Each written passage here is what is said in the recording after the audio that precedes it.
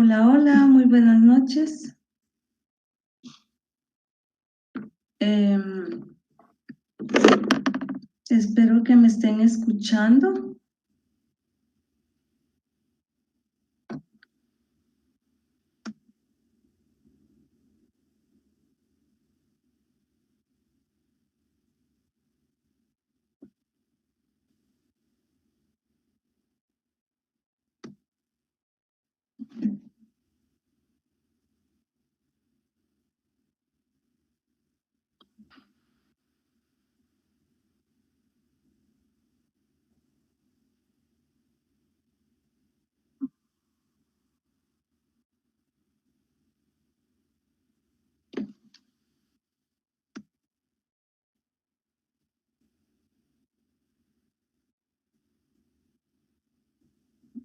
Em, Espero que me estén escuchando. Perdón el inconveniente. Si me hacen favor alguien de favor de escribirme de que sí logran visualizar, por favor.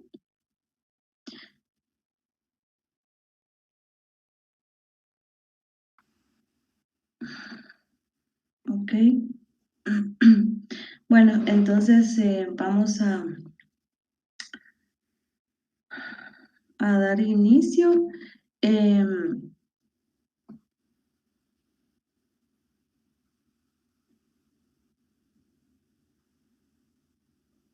Vean, nuestro curso de Derecho Administrativo 1, vamos a desarrollar lo referente a la semana número 3 y el tema son fuentes del derecho administrativo. Favor, si alguien me hace favor, si me escuchan, por favor, enviarme un correíto, por favor, pues para verificar que todo esté transcurriendo bien y que me logren escuchar porque tengo esa situación.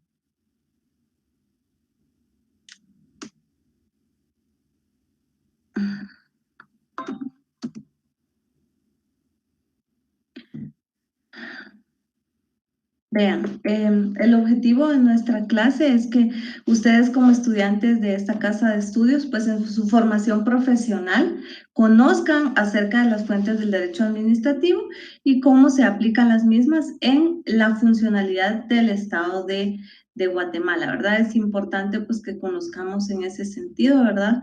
El origen de las fuentes, ¿verdad? Ya que como vamos a identificar, las fuentes justamente nos muestran cómo se origina el derecho, ¿verdad? En Guatemala. Perfecto, gracias a quien me escribió, gracias, muy amable. Entonces, en ese sentido, pues vamos a abordar esta clase, ¿verdad? En seguimiento a las otras que previamente pues ya hemos venido desarrollando y que llevan una correlación, ¿verdad? Ya que la semana pasada pues vimos el abordaje relacionado pues al derecho administrativo como tal, ¿verdad? Entonces ya esta semana ya vamos a identificar justamente cuáles son esas fuentes que dan la explicación del origen, ¿verdad? Justamente del derecho administrativo. En ese sentido, pues es importante que nosotros identifiquemos un concepto, ¿verdad? De qué es fuente del derecho, ¿verdad? En un contexto general, ¿verdad? Para luego vamos a identificarlo ya específicamente dentro del derecho administrativo.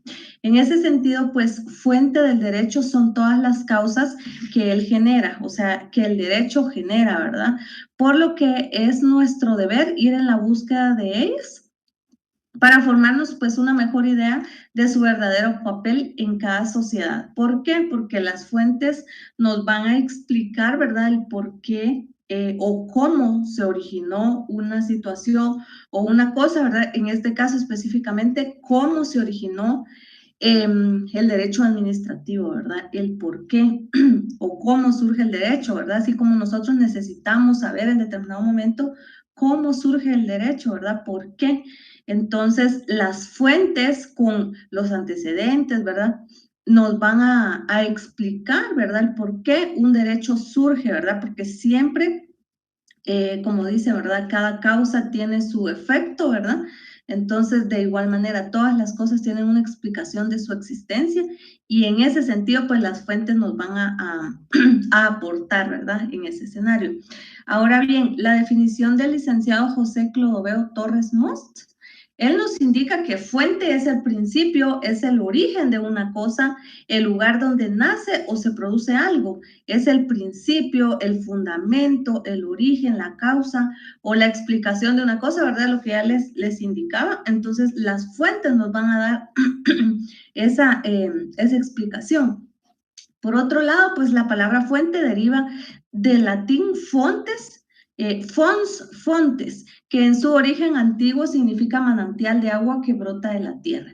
Pero esto no es en un sentido literal, ¿verdad? Sino en un sentido metafórico, ¿verdad?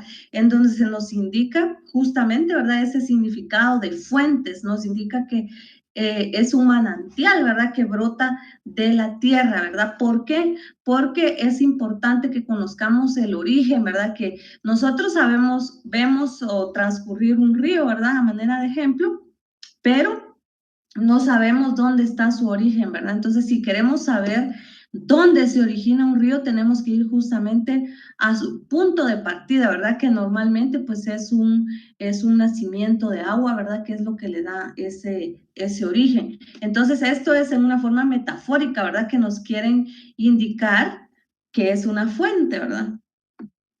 Ahora bien, nosotros vamos a identificar las fuentes del derecho como un fundamento, ¿verdad? En el artículo 2 de la ley del organismo judicial. En el artículo 2. Básicamente en el artículo 2 de la ley del organismo judicial gira en torno a la clase del día de hoy, ¿verdad? Si ustedes la tienen ahí, pues qué excelente. Y si no, pues posteriormente la pueden estar repasando, ¿verdad? O chequeando. Pueden verificar esa parte.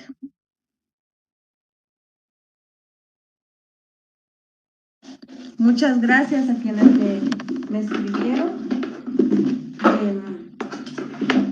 para indicarme de que todo está transcurriendo con normalidad, ¿verdad? Gracias para ir desarrollando pues la clase del día de hoy. Entonces, en ese sentido, pues es importante, ¿verdad? Tomar en cuenta todos estos elementos dentro de, de nuestro curso, ¿verdad? Y el tema que estamos justamente desarrollando el día de hoy, ¿verdad? Como son las fuentes del derecho dentro de la rama, pues, del derecho administrativo justamente, ¿verdad? Entonces, vean, en el artículo 2, ¿verdad? Como ya les había indicado, ahí vamos a encontrar nosotros identificadas las fuentes que nuestra legislación pues acepta como fuentes de nuestro ordenamiento jurídico, ¿verdad? Esto no es solo para el derecho administrativo, sino que es en general, ¿verdad? Para nuestras distintas ramas del derecho. Y como vamos a ir identificando, pues cada rama del derecho tiene su propia particularidad, su propia, digamos, sus propias fuentes que lo alimentan, ¿verdad? Que lo representan. Entonces, vamos a ir identificando, ¿verdad? Cuáles son esas fuentes que dentro del derecho administrativo pues son aplicables. Vean, ¿qué dice el artículo 2 de la ley del organismo judicial referente a las fuentes del derecho, ¿verdad? Pues nos establece que la ley es la fuente del ordenamiento jurídico, ¿verdad? Nos indica, no nos dice que hay más, ¿verdad? Sino que nos dice la fuente del ordenamiento jurídico es la ley, ¿verdad? Todo lo que en la ley se establece, ¿verdad? En respeto pues a ese principio de legalidad, ¿verdad? Y nos indica además que la jurisprudencia la complementará, ¿verdad? Entonces, tomar en cuenta esta parte, ¿verdad? Que la jurisprudencia va a ser un complemento. Recordemos nosotros que la jurisprudencia nace en virtud de la interpretación que realizan la Corte Suprema de Justicia y la Corte de Constitucionalidad, ¿verdad? Específicamente. Entonces, ellos son los únicos facultados, ¿verdad? Según nuestra legislación, para interpretar la ley, ¿verdad? Y poder, en este sentido, formar jurisprudencia, ¿verdad? Si es la Corte Suprema de Justicia con 5 fallos en el mismo sentido, y si es la Corte de Constitucionalidad, 3 fallos en el mismo sentido, ¿verdad? Esto lo encontramos regulado en, tanto en la Ley de Amparo y Exhibición Personal como civil y mercantil, ¿verdad? Ahí encontramos el fundamento de la jurisprudencia, ¿verdad? Que también se le conoce como doctrina legal. Ahora bien, la otra fuente que se identifica en este artículo 2 es la costumbre, ¿verdad? Nos indica de que la costumbre va a regir únicamente en defecto de ley, ¿verdad? O si en dado caso, pues la ley así lo indica, ¿verdad? Como es en materia laboral, que justamente es aceptada la costumbre, ¿verdad? Entonces, tomar en cuenta pues este factor, ¿verdad? Que en materia laboral sí es aceptada la costumbre. ¿Por qué? Porque no en todas las ramas del derecho aplica, ¿verdad? Entonces, tomar en cuenta esta situación en el derecho administrativo. Ahorita vamos a identificar cuáles son esas fuentes que sí son aplicables, ¿verdad? A nuestro caso. Entonces, básicamente, en torno a este artículo, ¿verdad? De fuentes de derecho, pues va a girar nuestro tema del día de hoy. En ese sentido, vamos a identificar nosotros las clases de fuentes. En la terminología jurídica, pues tiene la palabra fuente 3 acepciones, ¿verdad? Que es necesario que nosotros distingamos con mucho cuidado, ¿verdad? Se habla en efecto de fuentes formales, de fuentes reales y de fuentes históricas. Entonces, en ese sentido, ahorita vamos a identificar cada una de ellas, ¿verdad? Y explicarlas, ¿verdad? En qué consiste.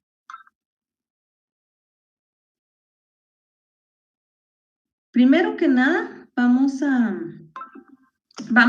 identificar la fuente formal, ¿verdad? En ese sentido la vamos a entender como los procesos de creación de las normas jurídicas. Recordémonos nosotros que tanto en la Constitución como en la ley del organismo legislativo, encontramos el proceso de creación de la ley, ¿verdad? En la Constitución está a grandes rasgos y la ley específica del organismo legislativo pues ya desarrolla mucho más a detalle el proceso de creación de una ley. Y recordemos además que es el organismo legislativo el único ente facultado pues para realizar los procesos desde el proceso de revisión de una iniciativa de ley, ¿verdad? Hasta su publicación en el diario oficial. Entonces, en ese sentido, todo este proceso de creación de las normas jurídicas es la fuente formal, ¿verdad? Todo ese proceso que va a conllevar la creación de una norma desde su inicio hasta la entrada en vigencia, ¿verdad? Que es posterior a la publicación en el diario oficial, ¿verdad? Recordémonos nosotros de que si dentro de la ley no se establece un plazo, ¿verdad? Que para que surta efectos luego de su publicación, son 8 días, ¿verdad? Eso es lo que establece nuestra Constitución Política de la República de Guatemala en ese sentido, ¿verdad? Entonces, para tomarlo muy en cuenta. Eso es por una parte. Por la otra parte, pues encontramos las fuentes reales, ¿verdad? Que son todos los factores y elementos que determinan el contenido de tales normas. ¿Qué significa esto? ¿Verdad? Son todos los elementos que dentro de una sociedad van a crear la necesidad, ¿verdad? De una norma jurídica, ¿verdad? Es decir, de que se presente una iniciativa de ley. Como por ejemplo de ello dentro de la sociedad, ¿verdad? Por eso aquí menciono, ¿verdad? Pueden ser factores históricos, políticos, sociales, económicos, culturales o religiosos. Recordemos nosotros que una sociedad es cambiante, ¿verdad? Va evolucionando, va en constante cambio y con esos cambios se generan necesidades de crear nuevas normas, ¿verdad? Entonces, todos esos aspectos se les conocen como fuentes reales, ¿verdad? Les doy un ejemplo de ello. Todos escuchamos hablar de la diversidad de la población diversa, ¿verdad? De la población LGBT, ¿sí? De momento, en Guatemala, pues no existe una legislación que regule nada relacionado a esta población, ¿verdad? Entonces, eso es un aspecto social. Aquí se involucran muchas situaciones, ¿verdad? Aspectos históricos, aspectos sociales, políticos, de hecho, porque aquí está inmerso una cuestión política, culturales, religiosos, que de verdad conllevan a una necesidad de que se cree una norma jurídica que regule una situación, ¿verdad? Esta problemática que se está dando es problemática porque a nivel social, ¿verdad? Estas poblaciones pues reclaman ciertos derechos, pero derechos que no están regulados, ¿verdad? Entonces, está esa problemática, pero mientras no se reconozca como tal esa necesidad de crear una legislación específica, ¿verdad? Que regule estos aspectos, ¿verdad? O como sucede también cuando se creó la ley contra el femicidio, ¿verdad? Ahí intervinieron muchos de estos factores y todos estos factores en conjunto, justamente son las fuentes reales, ¿verdad? Porque crean la necesidad de que se cree una normativa distinta, ¿verdad? Entonces, se lo menciono como ejemplo, ¿verdad? Para que ustedes tengan la idea de justamente cómo es que se dan estas fuentes, ¿verdad? Luego identificamos las fuentes históricas, ¿verdad? Que estas pueden indicarse o aplicarse a los documentos justamente, ¿verdad? Como son las inscripciones, los papiros, los libros y todos aquellos documentos que nos van a describir situaciones del pasado y que van a conllevar, ¿verdad? Justamente el contexto de una ley o un conjunto de leyes, ¿verdad? Es decir, que nos van a ayudar a justamente entender por qué se dan ciertas situaciones actualmente, ¿verdad? O sea, los hechos del pasado nos van a ayudar a comprender los movimientos sociales, los movimientos económicos, ¿verdad? Y a su vez van a quedar contextualizados en el texto de una ley, ¿verdad? O un conjunto de leyes. Entonces, en ese sentido, es bien importante esto. Incluso hay algunas leyes que ya han sido derogadas y pasan a formar parte de las fuentes históricas, ¿verdad? ¿Por qué? Porque en determinado momento se va a crear una normativa que regule una situación muy parecida y estas leyes derogadas pues le sirven al Congreso de punto de partida para pues retomar algunos elementos que se quieran legislar,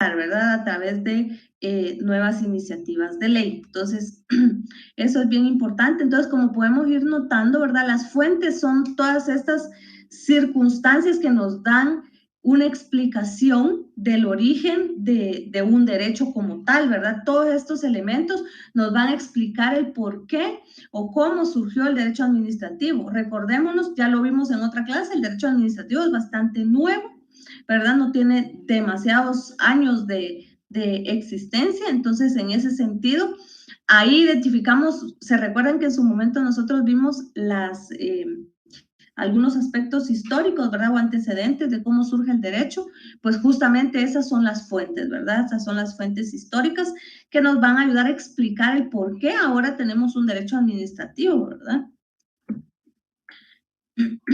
Ahora bien, específicamente ya con una clasificación de fuentes del derecho administrativo, la doctrina ha adoptado distintas fuentes del derecho administrativo y estas las podemos dividir en positivas y en racionales. Dentro de las positivas vamos a encontrar la constitución política, la ley, los reglamentos, los tratados y dentro de las racionales comprende la costumbre, la jurisprudencia, la doctrina científica y los principios generales del derecho. Entonces acá sí podemos identificar, ¿verdad?, la costumbre aplicada en ciertas situaciones como fuente del derecho administrativo. Vean, con relación a los reglamentos, vamos a ir abordando cada una de estas, ¿verdad? Pero quiero que notemos algo. Los reglamentos cumplen una función muy importante dentro del derecho administrativo, porque las leyes administrativas deben de contar con un reglamento mismo que es desarrollado por medio del organismo ejecutivo o por algunas instituciones, entidades autónomas o descentralizadas, ¿verdad? Que si recordemos nosotros que el órgano administrativo sí o sí debe tener una ley que lo rija, ¿verdad? Y esa ley debe de tener su propio reglamento. ¿Por qué? Porque en materia administrativa esa es una ley básicamente, ¿verdad? Que debe existir un reglamento que desarrolle esa ley y que cree los procedimientos específicos para aplicar la ley, ¿verdad? Entonces, es importante el papel que juegan los reglamentos dentro de la rama del derecho administrativo en ese sentido, ¿verdad? Entonces, por eso acá les hago el énfasis en ello, pero ahorita vamos a ir desarrollando cada uno de estos, ¿verdad? Ahorita vamos a iniciar. Solo voy a chequear el correo.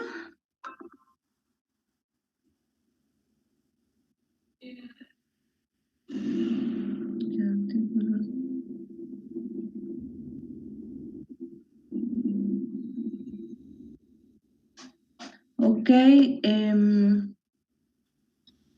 muy bien. Alguien me escribe con relación al fundamento, ¿verdad? De las Corte de Constitucionalidad y de la CC. Claro, con mucho gusto.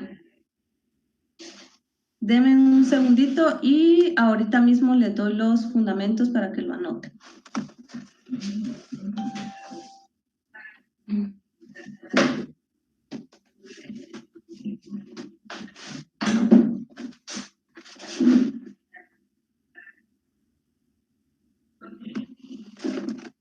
Ok. De la ley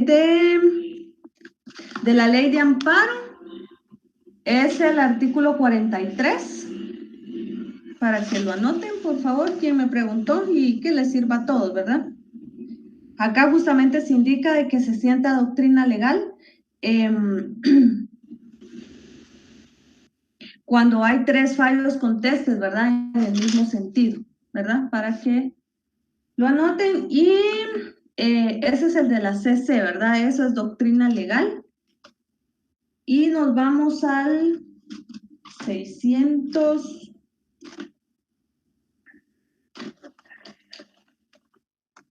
del Código Procesal Civil y Mercantil, el 621.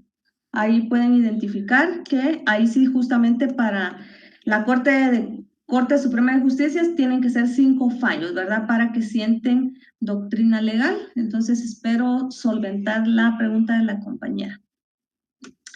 Bien.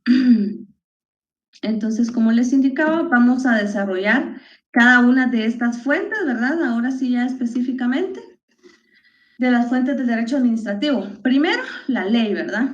La ley, recordémonos que como ya lo vimos en el artículo de la ley del organismo judicial, la ley es la fuente de nuestro ordenamiento jurídico. O sea, ni siquiera nos dice es la fuente principal, nos dice es la fuente del ordenamiento jurídico, ¿verdad? Porque la ley básicamente es el sustento de cualquier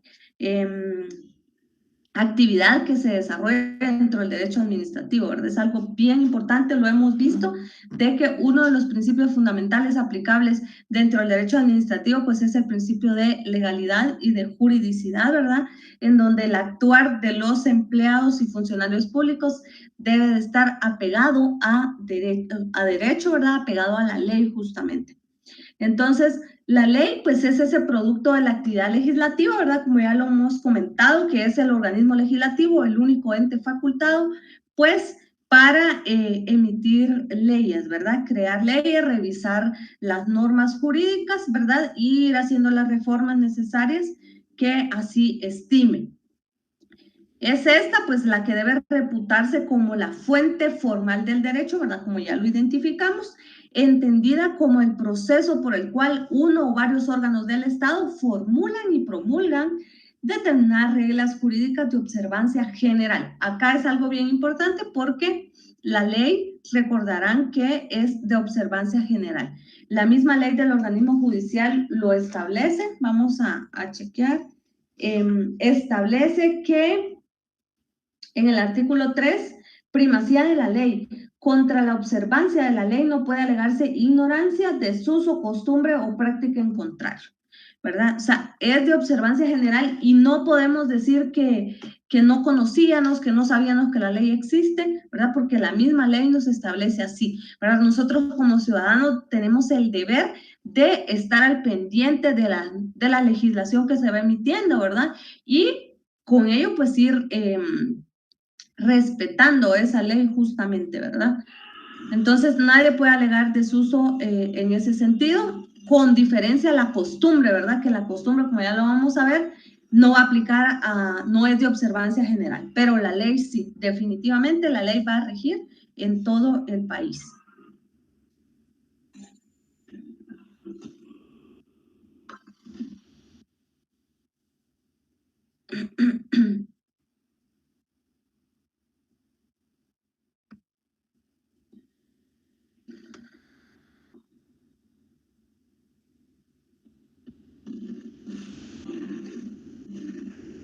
Muy bien. El siguiente, pues, es el tratado. El tratado, pues, ha sido considerado como una fuente jurídico-administrativo y podemos entender como tal a los convenios que estiman entre sí dos o más estados, otros entes que tengan carácter de sujetos del derecho internacional. Esto podemos encontrarlo, lo relacionado a los tratados, en el artículo 9 de la ley del organismo judicial también, en el segundo párrafo. Miren, los tratados, pues, tienen una función muy importante, ¿verdad? A nivel internacional, porque existe un compromiso, ¿verdad? Cuando el Estado de Guatemala ratifica un tratado o un convenio, debe de respetarlo y aplicarlo en ese sentido. Entonces, hay un compromiso, ¿verdad? Incluso el Estado puede ser objeto de sanciones por incumplimiento, ¿sí? Existen también organismos internacionales, ¿verdad? Como lo es a nivel regional y a nivel digamos, mundial, ¿verdad? Como lo es la CIDH, ¿verdad? Que la Corte Interamericana de Derechos Humanos o la Comisión Interamericana de Derechos Humanos, ¿verdad? Que es a nivel regional, pero que se encargan de verificar en cierta forma, pues, el cumplimiento de ciertos tratados, ¿verdad? Que Guatemala, pues, haya ratificado en determinado momento. Entonces, es bien importante esto para el derecho, ¿verdad? Luego encontramos el reglamento, ¿verdad? Que como ya les había comentado, el reglamento en el derecho administrativo tiene un papel muy importante como fuente, ¿verdad? Porque justamente es esa manifestación escrita y unilateral del Poder Ejecutivo, ¿verdad? Entonces, acá el Poder Ejecutivo en cierta forma está legislando, está haciendo en cierta forma el papel del organismo legislativo, ¿verdad? Pero siempre haciendo la aclaración de que el reglamento es de rango inferior. El reglamento va a estar únicamente desarrollando lo que ya se creó en una ley, ¿verdad? Por medio del organismo legislativo. Pero esta función de desarrollar el reglamento solo lo hace el Ejecutivo, ¿verdad? Pero digamos, en la doctrina, pues se le identifica, ¿verdad? Que está realizando en cierta forma una función materialmente legislativa, ¿verdad? Porque está desarrollando, ¿verdad? No sé si ustedes han tenido la oportunidad de identificar algún reglamento, ¿verdad? Por ejemplo, si tienen la curiosidad, vean el reglamento de la ley de la SAT, ¿verdad? Ahí justamente pues se está desarrollando. La SAT es una entidad descentralizada, ¿verdad? Y justamente tiene su propia ley y la ley tiene su propio reglamento, porque cuando son leyes administrativas, dentro de la misma ley se fija un plazo para poderse crear el reglamento y aplicarse, porque si no tienen reglamento, esa ley no se puede aplicar. Entonces, tomar en cuenta esta situación.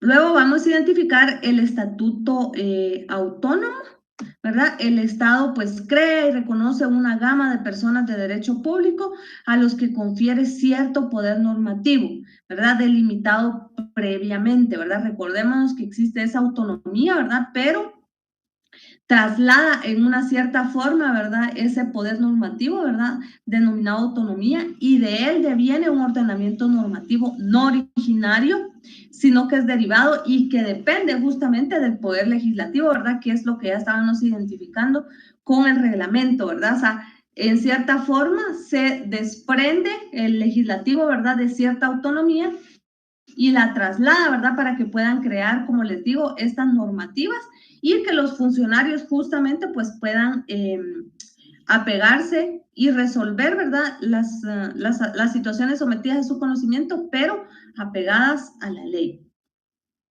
Luego encontramos las instrucciones y las circulares, que también pues son una fuente dentro del derecho administrativo, porque también se denominan órdenes generales de servicios o reglamentos internos, y su finalidad justamente es la de unificar y coordinar la actividad de los órganos administrativos, ¿verdad? Y son una forma de ejecución de la ley. Entonces, dentro del órgano administrativo, veámoslo nosotros como una empresa, ¿verdad? Es necesario que se den determinadas instrucciones o circulares apegadas a la ley, ¿verdad? Pero que en la ley no están específicamente desarrolladas, ¿verdad? Pero para lograr cumplir lo que la ley establece, el órgano administrativo debe dar ciertas instrucciones para justamente llevar a cabo la actividad de prestar los servicios, pues para lo cual fue creado. ¿Sí? Entonces, en ese sentido es importante también las instrucciones y circulares como fuente del derecho. Luego identificamos la costumbre, ¿verdad? Que pues es aquella norma jurídica no escrita que no ha pasado por el proceso de formación legislativa, ¿verdad? Porque con la costumbre simplemente es una constante, una repetición de ciertos actos, pero que no están en la ley, ¿verdad? Y acordémonos también, les coloco acá siempre el artículo 2, porque la ley nos permite aplicar la costumbre, pero siempre y cuando no haya una ley, no esté legislado, ¿verdad? Determinada situación, entonces ahí sí se puede aplicar la costumbre, ¿verdad? En determinadas situaciones. Su origen es diverso y lo constituye a través de la repetición constante, ¿verdad? De una determinada conducta en el conglomerado social, el cual, además de practicarla, presta su asentamiento general por la convicción de que jurídicamente es obligatorio, ¿verdad? Y tomar en cuenta también pues que la costumbre, como les indicaba, no aplica a nivel general, ¿verdad? A diferencia de la ley. Acá se va a aplicar en determinado territorio, en una empresa, ¿verdad? Que no es de aplicación general. Como por ejemplo sucede en materia laboral, ¿verdad? En donde la costumbre es aplicada en una empresa, por ejemplo, una determinada situación con relación al horario, que los dejen salir una hora antes, por ejemplo, el día viernes, pero va a aplicar únicamente para ese lugar, para esa empresa, ¿verdad? No es de observancia general, como sí lo es la ley.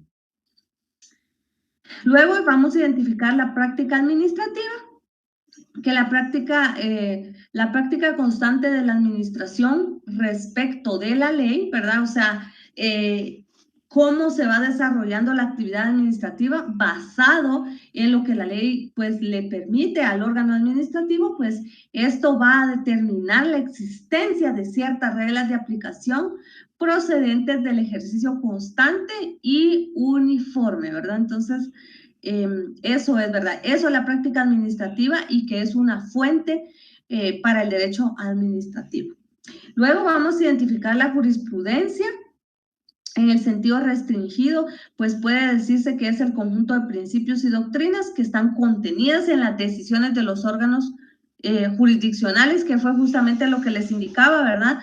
Nosotros en nuestro ordenamiento jurídico pues tenemos dos entes, es la CC y la Corte Suprema de Justicia, que son los únicos dos entes pues que forman jurisprudencia, ¿verdad? Y que como la ley del organismo judicial lo establece, va a surtir en defecto o va a ser un complemento, ¿verdad?, de la ley, porque hay ciertos artículos de las normas, pues, que son complejos. Y la Constitución justamente delega esa función en la Corte de Constitucionalidad, ¿verdad?, de velar por el respeto de la Constitución, de las leyes constitucionales y la interpretación de las mismas, ¿verdad? Entonces, en ese sentido, la CC, con 3 fallos consecutivos de un mismo tema, ya pasa a ser jurisprudencia o doctrina legal, como también se le conoce, ¿verdad?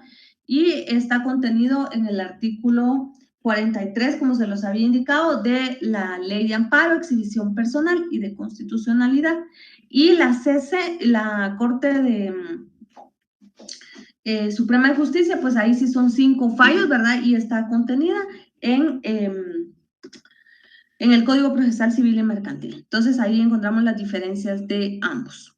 Luego la analogía, ¿verdad? Que la analogía pues es una similitud, ¿verdad? Alguien me preguntaba en derecho penal no se acepta la analogía, y es cierto, en derecho penal no, porque no se pueden crear delitos, ¿verdad?, por similitud del actuar de otra persona, ¿verdad? No, en derecho penal no se acepta la analogía, porque la analogía es resolver con un caso muy similar, ¿verdad? Pero en derecho administrativo sí es aplicable la analogía, siempre y cuando, pues, el caso que vamos a utilizar de base, que ya se haya resuelto, ¿verdad? Y se haya aplicado con base a la ley, ¿verdad? Entonces, se nos presenta una situación muy similar o análoga, podemos tomar de punto de partida, ¿verdad?, cómo se interpretó en ese sentido la ley y cómo se aplicó. Y en esencia, pues eso es la analogía, ¿verdad?